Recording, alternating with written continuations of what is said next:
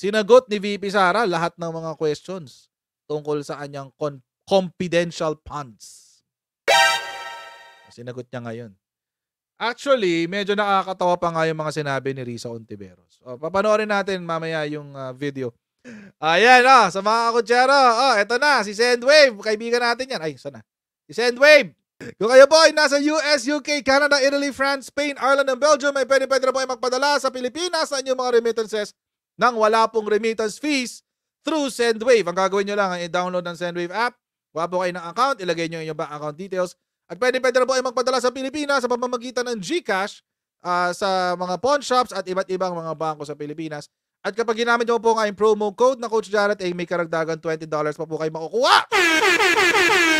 Ayan mga kutsero, gamitin na po si Sendwave for all of your remittance needs.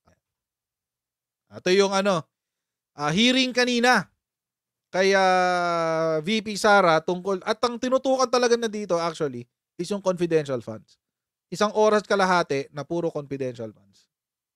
During the 6 years of your term, ano yung ipo-pursue nyo na primary mandates ng inyong opisina? Mr. Chair, Your Honor, Yusek Lopez will answer the question. Mr. Chair, Madam Vice President, if you don't mind. Thank you. Tungkol po, sorry, Chief of Staff.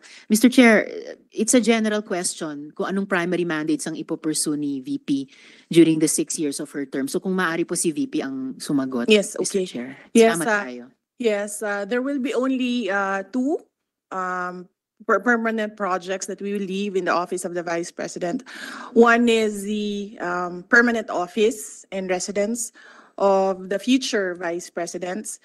The second is the Vice President's Museum. And yes, that's 2. And then the third is the Omnibus Law about the charter of the Office of the Vice President. So that's 3. Salamat kayo, Madam VP. But I was asking po about primary mandates of your office. Ito po, I understand Wala kasi 2 mandate or 3 permanent projects, yung permanent office, yung VP's Museum, saka yung omnibus law or charter governing the Office of the Vice President. Pero in terms of your office itself, ano yung primary mandates that you will seek to achieve as the Vice President, Mr. Chair?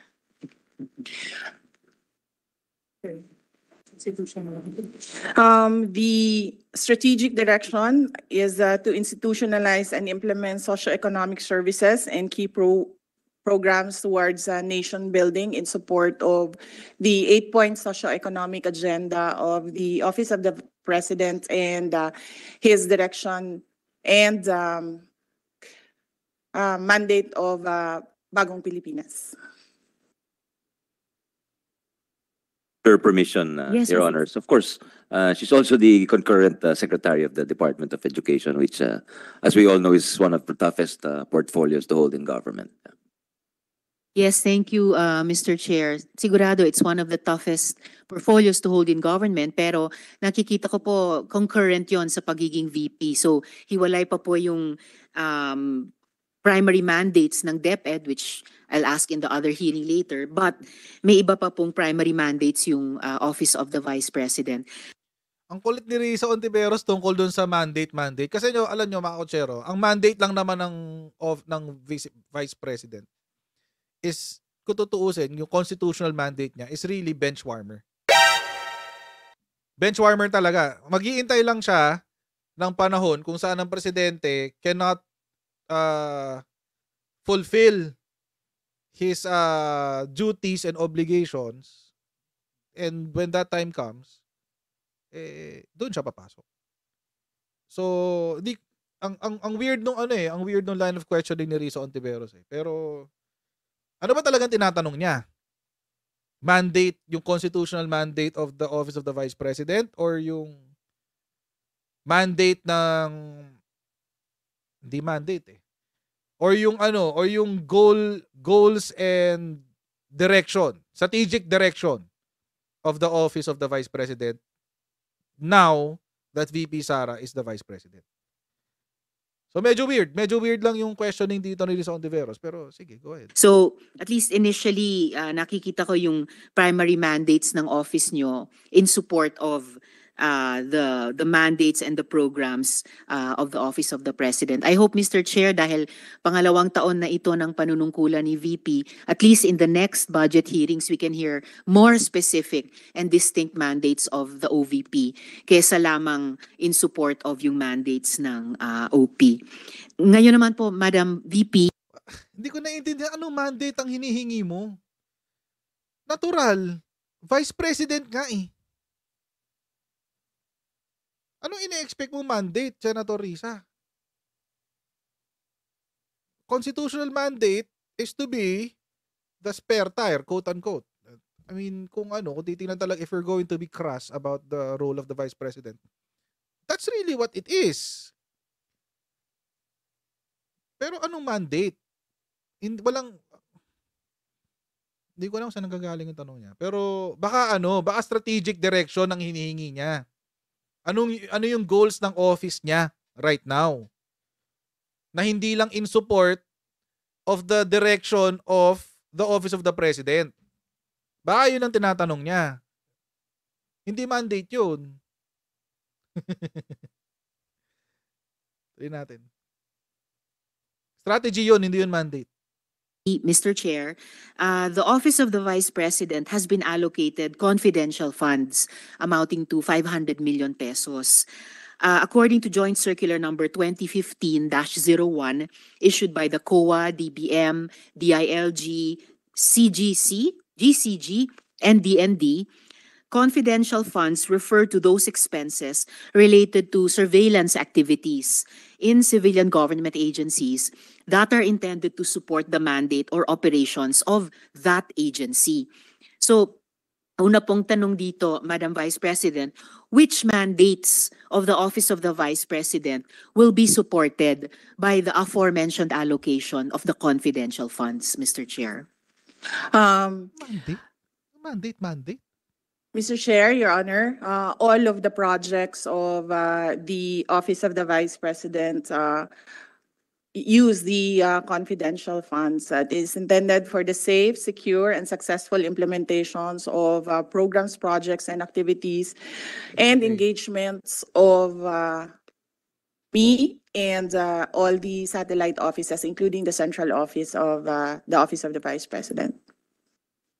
Salamat kayo, Madam VP. Kanina po sabi nyo yung primary mandates ng office nyo in the next 6 years would be in support of the primary mandates of the OP. So, alin po sa mga primary mandates na yon as... Mali ang sinasabi ni Rizon Ontiveros. Hindi mandate ang sinasabi niya. Strategic direction. Yung direction, kasi mga kochero, pag sinabi mo mandate, ibig sabihin, yun yung utos. Yun yung requirement ng batas sa opisina mo. Yun ang mandate. So hindi mandate ang kung pag-usapan natin is mandate, edi lang yun, to be available if the president is no longer there. Yun lang yung mandate niya. Yun lang talaga yun. So, ang tinatanong ni Rizzo Ontiveros, now, it's coming out, dito sa part na to. Ang tinatanong talaga niya dyan, is ano ba yung mga programa nyo na kayo lang, na hiwalay sa Office of the President? Yun yung tinatanong niya dyan. Ewan ko lang, baka na-OOC lang ako dun sa gamit ng terminology. Pero kasi, the language kasi should be precise. Kailangan sakto yan. Kasi you're talking about budgets. Tsaka senador ka. You should know that. You conceive them in support of the primary mandates of the OP. Alin sa mga primary mandates na yon ang masusuportahan or specifically gagastusan ng confidential funds na i-allocate ng Kongreso sa office nyo? Yes, Mr. Chair, Your Honor, the constitutional mandate of the Office of the Vice President is only to be a reserve, a bench warmer, in the event of... Kasi talaga yung mandate. I do not want to mention it, but in the event that the President cannot discharge his functions, that is the constitutional mandate of the Office of the Vice President. Apart from that, all the other projects of the Office of the... Kinarify niya. programs, projects, and activities of the Office of the Vice President will depend largely on the decision and discretion of the incumbent elected Vice President. So for my term, we decided on 3 permanent projects: the charter, the museum, and the permanent office and residence of the Office of the Vice President. And then we took on the projects that made the most impact when I was mayor of Davao City. These are the entrepreneurship program, the peace building in communities, the Pagbabago advocacy campaign. We added the Pagbabago A Million Trees for in support of the mandate of the DNR. And then we have the Pansarap program in support of the Department of Health and the Department of Education. And then we created the Disaster Operations Center in support of NDRIMC and all those local governments who are asking for help from the Office of the Vice President when there are calamities or emergencies in their localities. And the buses donated to me, I lent to the Office of the Vice President to support the Libreng Sakay program of the national government. In addition to that, I discharge the functions and the duties of the Secretary of the Department of Education. And in addition to that, I was tasked by the President to co-chair the National Task Force on Ending Local Communist NTF-ELCAC. And in addition to that, I also took on the role of President of the Southeast Asian Education Ministers Organization, SIMEO. And all of these activities use confidential funds. Mr. Chair, Madam Vice President, so nasagot nyo na yung follow-up question ko. Kung ibig nyo pong sabihin, lahat nito, starting with the bench warming and being a reserve, and then yung entrepreneurship program, yung peace building, yung Pansarap, yung Million Trees, yung Pagbabago advocacy, yung Disaster Operations Center, yung Libreng Sakay, and yung binanggit nyong 3 permanent projects, the permanent office, the VP's Museum, and the Omnibus Law or Charter. Bawat isa sa mga ito, gagastusan ng confidential funds ng opisina nyo? Yes.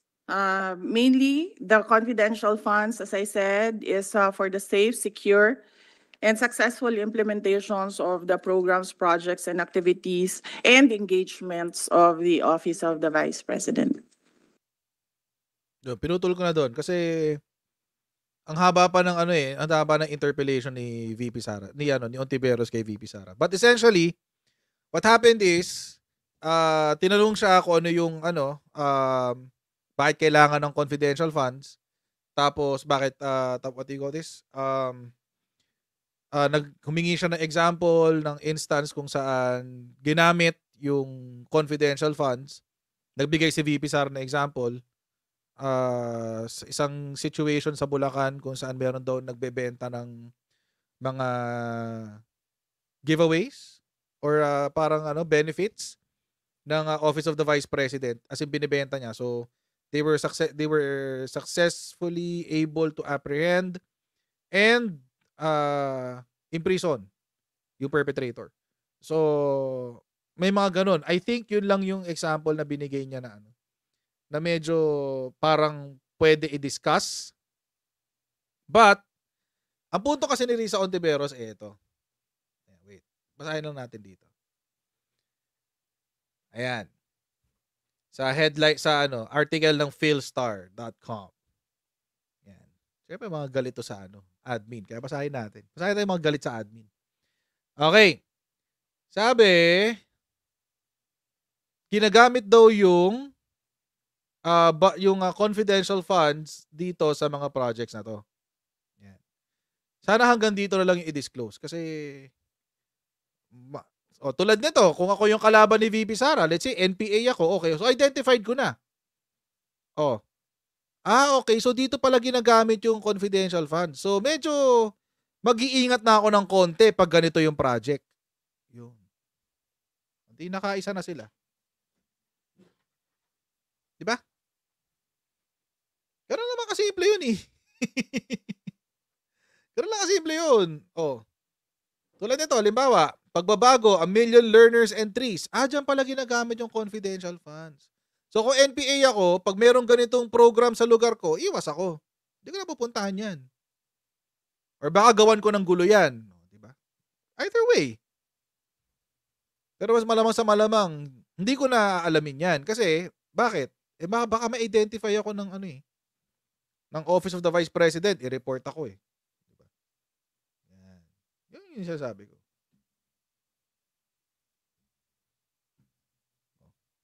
Matagal na namin sinasabi yan eh. In addition to that, I discharged the functions and duties of the Secretary of the Department of Education. In addition to that, I was tasked by the President to co-chair the NTF-LCAC. Actually, may comment pa nga dito si Coco Pimentel, pero mamaya papanood natin kay Coco Pimentel. Ano yung sinabi ni Risa Ontiveros? Ito yung sinabi niya. Ni Senator Risa Ontiveros. Ito yung sinabi niya. Sabi niya, as important as free bus rides and 3 buildings are, 3 building, tinatayo pala ang puno. These are not projects involving national security for which confidential funds should be used, sabi ni Risa Ontiveros. Hindi yan pwede maging justification para sa napakalaking confidential funds. Pwede namang pondohan ng mga proyekto na yan gamit ang regular funds ng ahensya. Yun ang sinasabi. Okay. Wait lang. Puntahan natin ngayon yung project. Kasi in-identify lahat dito ni ni Philstar Global. Buti na lang ni-identify nila. Kasi ngayon pwede natin tignan. Halimbawa, libreng sakay. Saan siya ginagawa? Metro Manila, sa Luzon. Meron pa pala isa sa Luzon. Isa sa Bacolod, Cebu, Mandaue, Lapu-Lapu City, at saka Davao City. Bacolod pa lang. Dami ng... diba? Bacolod pa lang, guys. Alam na natin kung ano meron dyan. Bacolod pa lang eh. So bakit kailangan ng confidential funds dyan? Naalala nyo dati yung sa Davao yata yun? Or sa Bacolod? I forget.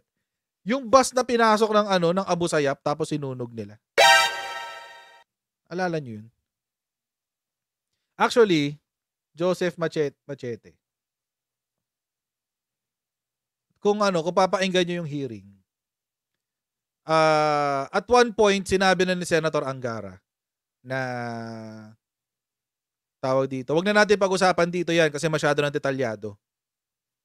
Kasi talagang si Ontiveros as in talagang naghuhukay siya eh. Tapos ang umabot sa punto na ang sagot na lang ni ang parati nilang sagot ni VP Sara this is for the safety, security, and the success of our project. Ganyan. Paulit-ulit, puro ganun. Pero kasi ang tinatanong ni Risa Ontiveros, puro detalye, as in detalye. Paano nyo ina-identify yung inyong targets? Paano nyo ina-apprehend? Paano nyo ginaganito? Paano yung proseso nyo ng surveillance? Ano yung ginagawa nyo sa intelligence information? Ano yung ginagawa? Masyado detalyado yun, guys. Ka pa? Nag-confidential funds ka pa? Kung ganun. Diba? But anyway, tuloy tayo. Ngayon, mga kotsero, meron bang security risk dito? Meron. Meron yan. Tulad nga ng example ko nung nakaraan, merong isang bus na hinarang ng Abu Sayyaf tapos sinunog nila. Lalo na ngayon, you have the Office of the Vice President sponsoring mga kotsero yung libreng sakay.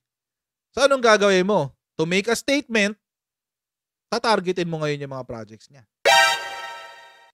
Diba? Ganun naman kasimple yun. Oh. So, does it involve national security? Depende sa tatargetin. Ay kung Abu Sayyaf yan, kung NPA yan, kung ISIS yan, Maute ISIS. Kasi it happens. Hindi ho porke hindi natin nababalitaan dito sa Maynila, hindi ibig sabihin na hindi siya nangyayari. It happens eh. Ito pa isa. Ano pa? Ito, entrepreneurial project. Ito yata yung isang entrepreneurship program. Ito yun. Saan ito ginagawa?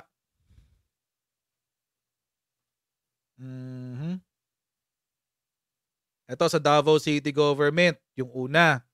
Tapos yung sunod was San Pedro, Laguna. Okay?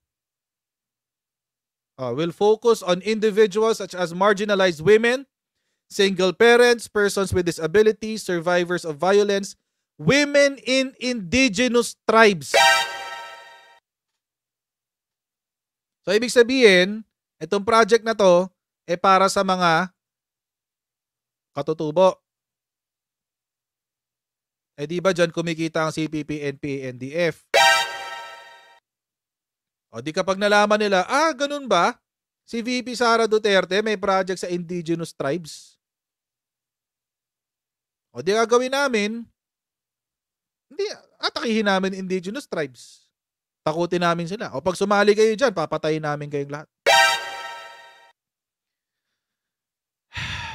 Pwede yun eh. It happens eh. It happened already. Nangyari na yan. Panoorin nyo yung Memoirs of a Teenage Rebel.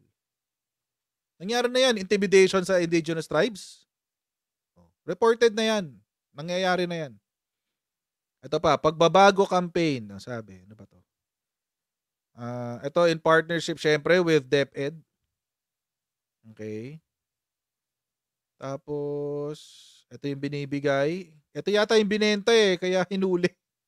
Ito yata yung binenta entire Philippines. The project shall cover the entire Philippines, particularly focusing on individuals and families in crisis or difficult situations. Alam nyo mga kotsero, just to make the long story short, ang target po ni VP Sara, hindi po Maynila. Probinsya po lahat. Now, we have to admit, matagal na po talagang napabayaan. Tulad nito. Cebu, Isabela, Dagupan, Zamboanga. Meron pa nga dito, Ito, may counter-insurgency aspect to. In her speech, Duterte, who is also the Education Secretary, reminded parents of the responsibility to ensure that their children get the education that they need and they are protected from the forces of criminality, drugs, insurgency, and terrorism. Actually, meron pa nga ditong isa na kasama niyang katrabaho ang AFP. Ito, the OVP DOC in partnership, ito yung disaster mitigation, in partnership with the Western Mindanao Command, Marine Battalion Landing Team, 74th Infantry Battalion, OVP Zamboanga Satellite Office and Social Welfare Development Office of Zamboanga. Namigay sila ng ng mga relief goods.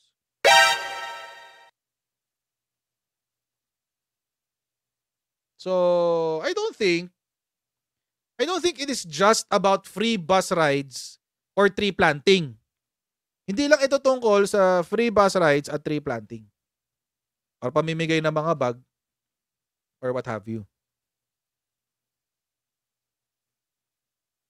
So, kasi subjective yan eh. Kung sabihin nyo yung hindi naman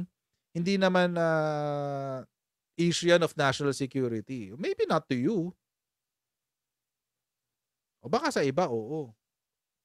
You have to, at ang problema kasi dyan, mga kotsero, you have to understand the project in its entirety. Hindi pwedeng narinig mo lang yung title, isipin mo, tungkol sa bag, tungkol sa tree planting, tungkol sa free bus ride. No, it's not. Kung may aspect yan kung merong yung, hindi aspect aspect na lang for lack of a better term. Kung may aspect yan na related to national security, o di ko inapahiya. Di ba? Ito pa yung ano, and dito ko gustong tumutok sa parte na to. Sabi niya, Ontiveros hits fund transfer to OVP, non-existing item. May ghost transfer? Sabi niya. Ghost transfer. Okay. Kanino ba nanggaling ito? Nanggaling to actually kay Coco Pimentel. Ayan, yung interpellation niya. Pero basahin muna natin yung sinabi ni Risa. Kung totoo at tama ang napabalitang report, dapat may managot sa unauthorized at malinaw na illegal na pag-transfer ng pondo papunta sa Office of the Vice President noong 2022. These serious allegations and reports demand immediate investigation, sabi niya. How can they validly transfer funds to an allocation that does not exist in the first place? Walang confidential fund ang OVP sa 2022 na maaaring paglipatan ng pondo ng pamahalaan. In GAA, for 2022, there were 0 items for any confidential funds earmarked for the OVP. Ano ito? Multo? May ghost transfer? Ano to? Patawa? Nagpapatawa ka? Panoorin natin yung sinabi ni ano. Dito nakuha yan ni Risa Ontiveros sa line of questioning ni Coco Pimentel. DBM. Siguro ang tanong ko, which I always ask, no, in fairness to the DOLE, tinanong ko sila when they have a program, sabi ko, what would be the legal basis for your agency in asking for that funding? So I will ask the OVP the same question. When you looked at the Constitution and any other law, I don't know if there is a law mentioning a mandate or a role for the OVP. So what legal basis led us to, in the first place, include it in our proposed budget, that 500 million pesos confidential fund? Yes, Mr. Chair, Your Honor, the basis for our request for confidential funds is the Joint Circular 2015-01, wherein Section 3.7 defines the confidential fund, refers to the lump sum amount provided as such in the GAA for NGAs, in appropriation ordinances for LGUs, and in the COBs for GOCCs for their confidential expenses. It is not, the law does not enumerate the NGAs that can request or cannot request for confidential funds. Actually, mga kotsero, wala pa pong batas sa CF. Siguro kung meron mang mali sinabi si VP Sara, yun po yun. Wala pong batas sa CF. Wala pa pong batas that would refer to the confidential funds and intelligence funds with regard to how it is going to be used. Kung paano siya nire-request, kung paano gagamitin, kung paano in-audit. Wala pa pong ganun. Wala pa pong ganun. Kaya nga nakakatawa minsan kapag nagrereklamo tong Makabayan Black, nagrereklamo tong mga Dilawamping CPP. Paano ginagamit yung confidential funds nyo? Ganyan. Eh wala nga batas eh. Ba't hindi nyo try gumawa ng batas? Baka lang mas maging productive yung panahon nyo kung ganun ang gagawin. Actually, that circular it's a joint agency circular, actually governs the use of the confidential fund. So practically, it's about the use. So the only basis now for the grant of confidential fund would be either a specific law or it's because of the GAA. Ganun po ba yun, Madam President? Madam Vice President? Mr. Chair, Your Honor, the fact that there is a joint circular 2015-01 for the use, it presumes and assumes that national government agencies are allowed or can request confidential funds. Because otherwise, there will not be a joint circular for the use if national government agencies cannot request for confidential funds. And then, if I heard you correctly, the Office of the Vice President. Alam niyo yung ano, sorry, I have to interrupt. Yung line of questioning ni Coco Pimentel. Tingnan niyo, una niyang sinabi, ano ang legal basis nung pag-request niyo ng confidential funds? Actually, it is, I would think of it as a rhetorical question. Kasi nga walang batas regarding confidential funds. So, siguro pwedeng sinabi ni VP Sara, there's no law regarding confidential funds, but we refer to the Joint Circular 2015 of the COA and DBM. Pwede yun. Pero tinan nyo yung sinasabi ni Coco Pimentel, lagi niyang binabalik dun sa legal basis. Ano yung batas?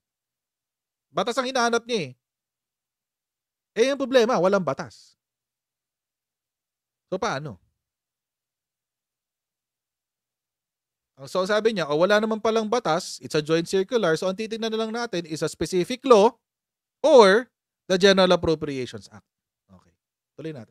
Has requested, because as you interpret the joint memorandum circular, the NGA can request, you have requested because it will now supplement or complement your PAPs, and you can safely implement your PAPs. Is that the general reasoning, Mr. Chairman?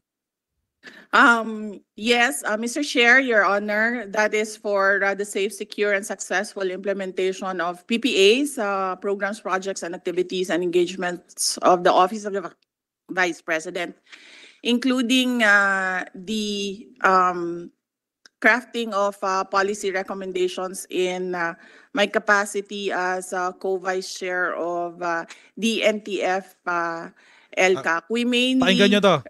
mainly rely on the Office of the Vice President with regard to my work in the NTF LCAC. Pakinggan nyo to. Importante to. Yung NTF LCAC, ma'am, does not have its own access to intelligence or its own experts or consultants already providing advice to the NTF LCAC members for policy? Mr. Chair, Your Honor, I cannot answer for NTF LCAC, but I, as a co-vice chair, mainly rely on the resources of the Office of the Vice President when I do my work for the NTF LCAC and when we do our discussions and recommendations in the NTF LCAC. Okay, sagutin natin yung tanong ni Coco Pimentel. Kasi, na-bring up yung NTF LCAC eh. Tanong ni Coco Pimentel, wala bang budget ang NTF LCAC para sa mga ano niya? Para sa mga what do you call this? Sa mga activities niya, para sa mga consultants niya, etc. Nasaan na yung ano ko, EO70? Wait. Nawala yung EO70 ko. Wait lang. EO70. Ayan. Papakita ko sa inyo kasi mga kotsero, this is only an executive order. Although this has the power of law, kasi executive order siya. Tingnan nyo papakita ko sa inyo. Wala akong sariling budget ang NTF LCAC. Wala akong siyang sariling budget. Yan Section 9. The initial funding requirements for the implementation of this order shall be charged against existing appropriations. Kasi existing appropriations yan ng member agencies. Tapos, moving forward, succeeding years appropriations for the operation of the National Secretariat lang to shall be included in the budget proposal of the OP, Office of the President. Mga kotsero, importante to. Kailangan, tingnan natin to. Of the OP, the funding requirement for the implementation of the programs, plans, and initial activities in the framework shall be included in the respective annual budgets of the concerned agencies, subject to the usual budget preparation process. So, ibig sabihin, mga kotsero, yung mga ahensya na kasama sa NTF LCAC, dapat po meron silang provision para sa budget ng NTF LCAC within their own agencies. Ngayon lang natin naisip yan, no? Hindi natin alam yan. Pero ngayon, lumabas siya kasi tinanong si Bibi Sara. So, this could at least, at the very least, this could explain partially kung bakit nagkaroon bigla ng confidential fund si Bibi Sara for 2022. Balikan natin. You have a personnel complement of 354, and I think in your MOE you can also hire consultants. Hindi po ba pwedeng idaan sa more normal budget items po ang if that is what we need, inputs on possible policies that we can come up with, or Wala naman professional nagsabi ng or policy. expert advice, Mr. Chairman? Mr. Chair, Your Honor, mainly the confidential funds is used under Section 4.8, the enumeration in Section 4.8, Joint Circular 2015-01. These are very specific, and this cannot be found in other uses or line items in the budget. Thank you. Kaya nga, ang confidential funds kasi is you buy information eh. If you need information for policy, you do not buy information. You have consultants to properly and professionally give us their opinions on certain policy questions. Anong policy question ba? Mr. Chairman, Wala namang sinabing policy question. I mean, in my opinion, I don't think confidential funds should be mixed with the need to come up with policies, Mr. Chairman. But at any rate, that's my opinion, and the Vice President, I think, already expressed her opinion. Ma'am, okay. So, we formed a congressional oversight committee on the use of confidential and intelligence funds.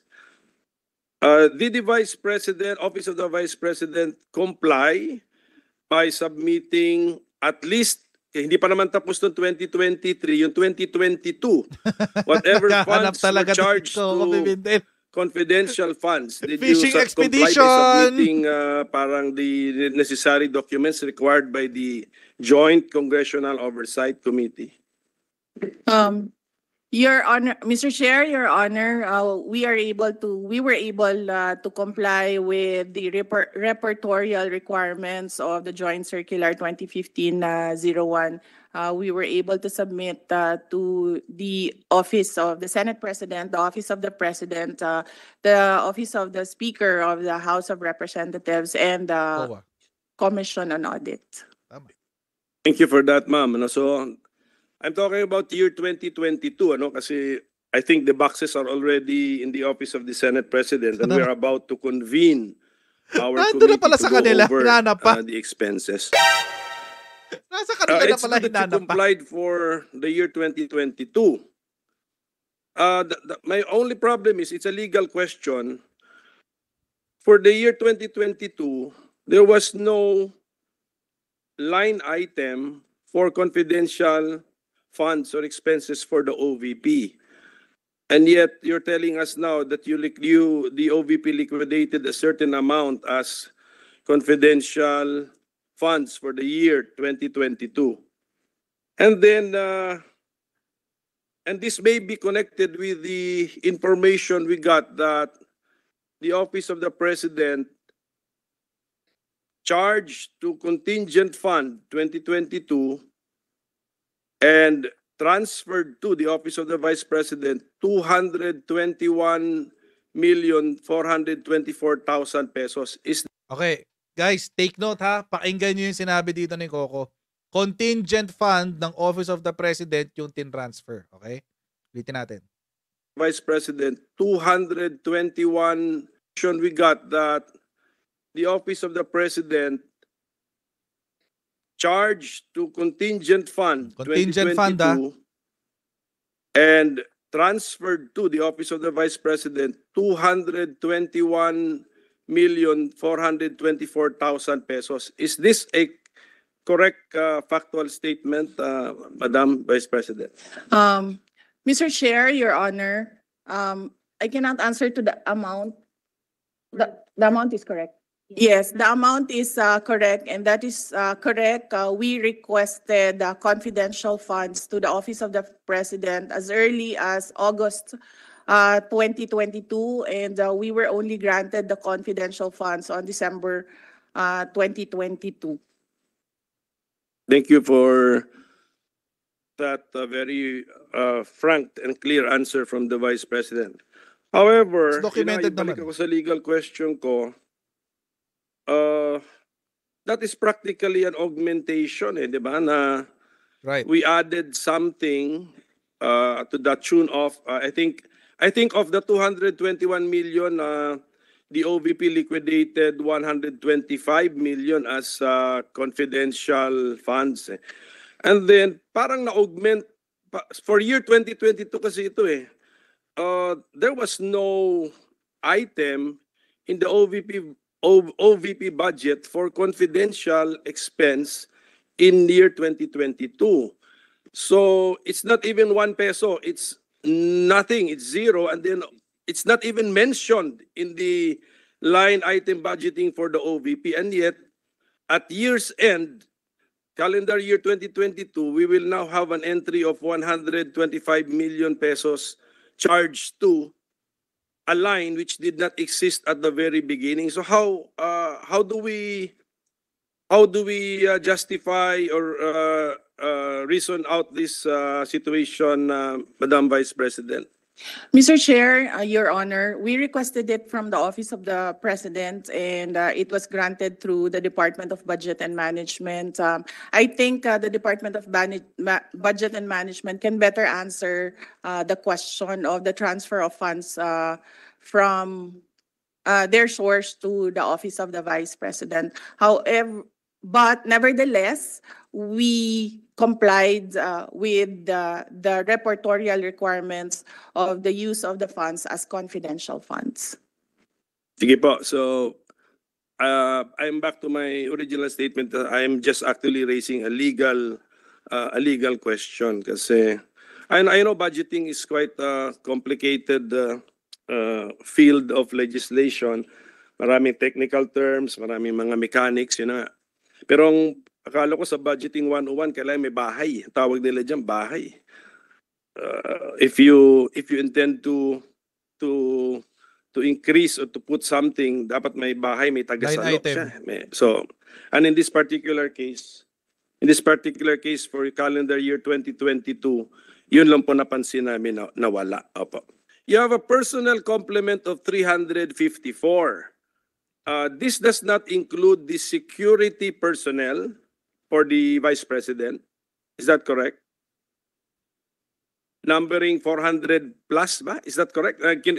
Sa news reports na lang po namin nakuha. Wait. How much and how many? Ito na yung security, nasagot na natin ito before. So, wag na to. Punta ngayon natin yung sinabi ni Coco Pimentel. Ano ba yung tanong? Kasi ang tanong kasi dito ni Coco Pimentel. Una, meron bang legal basis yung pag-transfer ng confidential funds to or yung pagkakaroon ng confidential funds ng isang civilian agency? The answer there is walang law, walang batas kasi wala talaga. But meron proseso na ang isang national government agency can request for confidential funds at pwedeng ibigay ang confidential funds.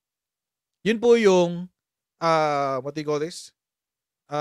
Joint Circular 2015 ng DBM, COA at iba't iba pang mga ahensya. Yun. CFIF funds yun. Confidential and Intelligence Funds. So, yun yung ano doon. Yun yung broad stroke answer.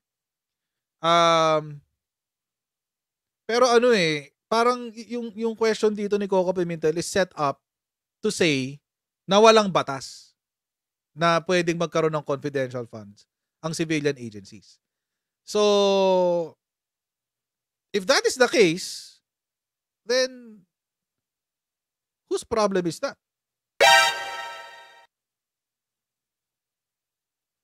Diba? If that's the case, then whose problem is that? Kaya nga nagkaroon ng joint circular noong 2015 kasi nagbibigay na ng confidential funds noon pa Pero, walang batas, number 1. Number 2, walang guidelines. Imagine, simula 2010 hanggang 2015, panahon ni Panot Aquino, naglalabasan ng confidential funds. Pero, walang guidelines at walang batas. Tapos ngayon kayo nagrereklamo. So simula noon, bakit hindi kayo gumawa ng law? So I guess this is a great opportunity for our senators or even congressmen, representatives sa loob ng House of Representatives na gumawa na ng batas. 'Di ba? Ganun na naman kasimple yun eh. Gumawa kayo ng batas kasi trabaho niyo yan. Gumawa kayo ng batas. Kasi tinatanong nyo palagi bakit walang mechanism of accountability? Bakit walang mechanism of audit? Etc. etc. Bakit walang legal basis? Di gumawa kayo ng legal basis. Nasa kapangyarihan nyo yan eh. Kuha kayo ng legal basis. Let's say meron ng legal basis. Di mas madali ngayon yung mga hearing nyo every year. Diba? Yun naman kasimple yun. So, yun yung una niyang punto. Pangalawa niyang pinunto is paano nagkaroon ng line item for confidential funds when in 2022 sa General Appropriations Act, walang line item for confidential funds sa budget ng OVP. Yon. Actually, yun ang medyo mas mabigat na tanong. Yun yung medyo mas mabigat na tanong. Kasi mga kutsero, bakit nga ba? General rule is this. Kung walang line item, hindi pwedeng pondohan. That's a general rule. That's a general rule.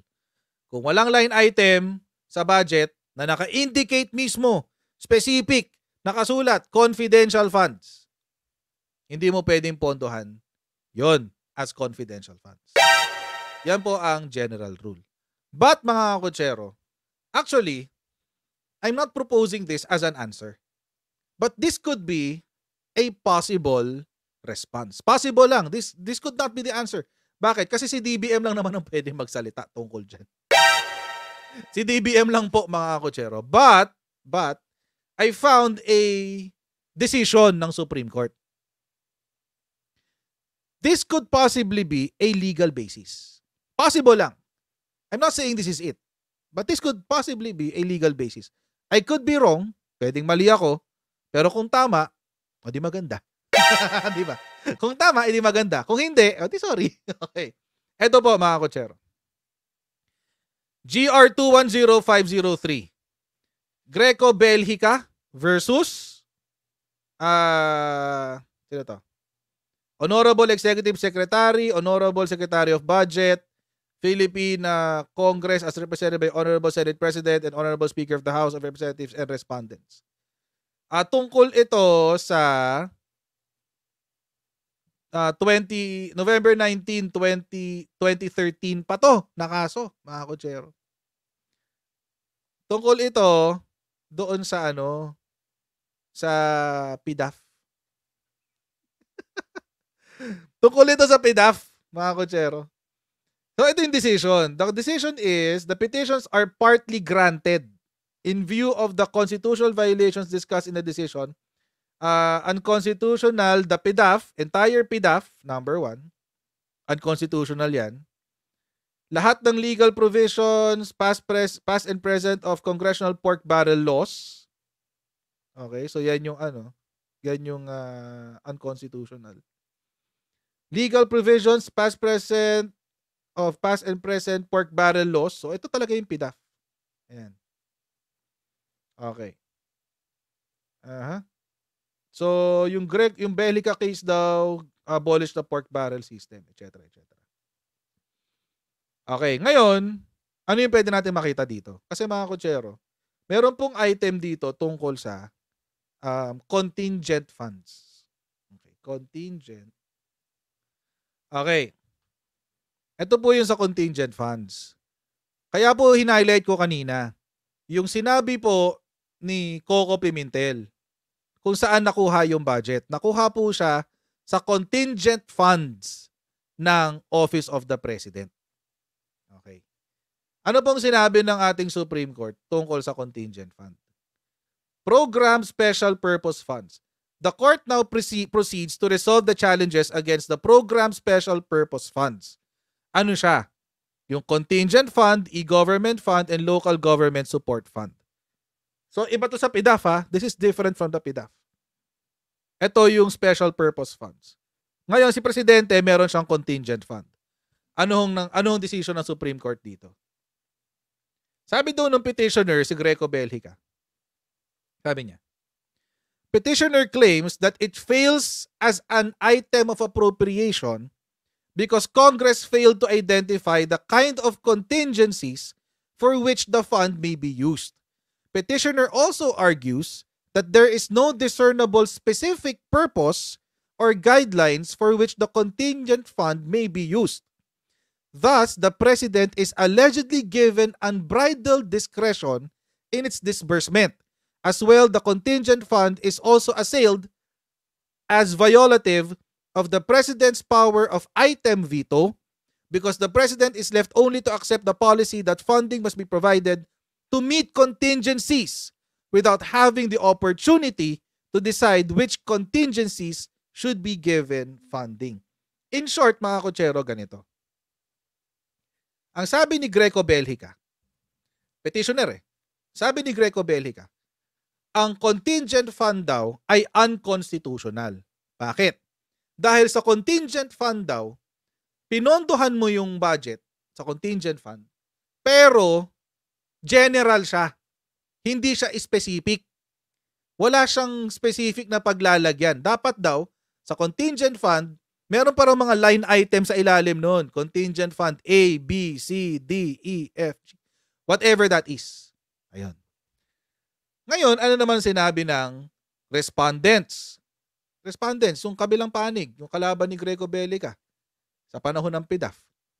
Sabi, respondents on the other hand asserts that the uses of the contingent fund cannot be itemized precisely because it is allocated for projects and activities that may need funding during the fiscal year but were not previously anticipated whether in terms of amount or object. Ibig sabihin, hindi raw pwede na ang contingent fund ay itemized, sabi ng respondents. Partido to ng mga dilawang pink CPP. Siyempre, sila yung kalaban ng PDAF, di ba? Ito yung partido nila. Sabi nila, hindi pwedeng i-itemize yan. Kasi hindi mo naman malalaman kung ano yung gagastosan mo in the future ng contingent fund. Kaya nga siya contingent fund pang-emergency. Or pang ano siya, pang mga bagay na hindi mo ma-foresee. Yun. Anong sinabi ng Supreme Court? The court agrees again with the respondents. Imagine. Pumanig ang Supreme Court sa dalawang pink CPP. Sa contingent fund lang to contingent fund lang. The untenability of petitioner stands that the contingencies that may be funded by the contingent fund must be identified is self-evident. The purpose of contingent fund is precisely to cover funding requirements of new or urgent projects that need to be implemented during the year. Oh, yun. The multifarious projects that are necessary but were not anticipated during budget preparation and legislation and had to be funded out of contingent funds had historically included the following: initial operational requirements of newly created offices, initial funding requirements to carry out provisions of newly enacted laws, additional funding requirements for the use of automated election system, for plebiscites in the creation, merger, or division of local government units, in the appropriation of for Y2K readiness compliance, for the expense of the National Organizing Council for the Philippine hosting of the 2015 APEC meetings, and additional funding requirement for election-related activities. Tapos, ayun na, tapos in-explain na niya. Patuloy yung contingent funds. this could be an explanation kung paano nakapag-transfer ang Office of the President ng 200 million something sa Office of the Vice President through the contingent fund, which has always been done. Nung panahon ni Digong, meron pong time na nag-transfer siya ng contingent fund around 1 billion pesos to address the issue of the ASF, African swine flu. So this is not the first time that contingent funds are transferred to other government agencies or to other civilian agencies. Hindi ko po sinasabi na ito yung sagot sa hinahanap ni Coco Pimentel na legal basis. But this could be a possible explanation. This could be a possible explanation. Diba? Hindi ko naman pwedeng i-claim na I know everything. But dito sa decision ng Supreme Court, nag-agree sila na hindi mo pwedeng i-identify yung magiging laman ng contingent fund. Kaya nga sa contingent fund, dahil gagamitin mo siya sa mga bagay na hindi mo maa-anticipate. Kasi nung panahon ng eleksyon, noong 2022, sino bang vice-presidente? Di ba si Lenny? Wala naman pa kayo sa national security. Totoo lang, wala naman talaga siya pa sa national security eh. So, but we don't know kung yun talaga yung nangyari. We have to wait for the DBM. Sila talaga, tama yung sinagot ni VP Sara, DBM talaga ang makakasagot niyan. So, at least, buti yun ang sinagot niya. DBM talaga ang makakasagot niyan.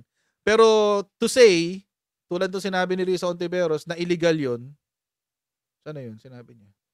So, as far as the contingent fund is concerned, meron legal basis. And what's the legal basis? The Supreme Court decision. Now, is this really, ito ba talaga yung legal sagot na sasabihin ng DBM? We don't know. Kasi baka may ibang dahilan ng DBM kung ba't nila ginawa yan. But, again, ulitin lang naman natin yung ulitin lang naman natin yung challenge eh. If there is really something illegal about the transfer, edi mag-file na kayo ng impeachment nyo. Diba? File na lang kayo. Yun na lang mas maganda. Anyway, hanggang dito na po muna tayo for today. Huwag niyo pong kalimutan mag-like, share, and subscribe sa ating Coach Jared YouTube channel and to follow me on our Facebook page. God bless all of you and I'll see you in our next Coach Jared Live. Alright? So, bye everyone. See you next time. Bye.